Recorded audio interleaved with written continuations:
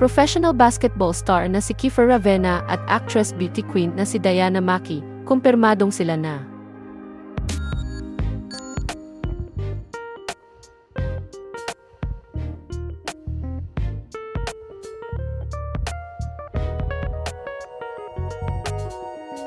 Kumpirmadong in a relationship na ang basketballistang si Kiefer Ravena at ang actress at beauty queen na si Diana Maki.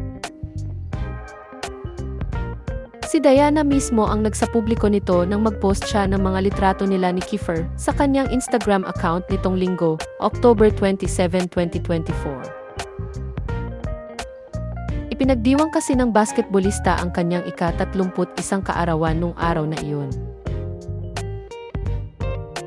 Sa caption ng kanyang social media post, sinabi ni Diana na best plot twist ng taong 2024 kung ituring niya ang pagkakakilala niya sa kanyang nobyo.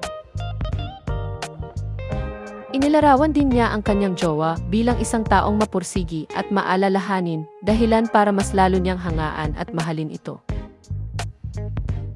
Sa huling bahagi ng kanyang post ay hiling niya ang marami pang blessings sa kanyang nobyo at marami pang taon nilang pagsasama bilang magkasintahan. Anya, happy birthday Kiefer Ravena! The best plot twist of May 2024. Getting to know you has been the craziest yet most exciting adventure. You are the most hardworking, passionate, caring person I know and you continue to amaze me every day.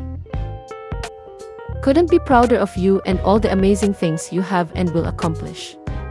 Cheers to celebrating our first of many birthdays together. Mahal kita!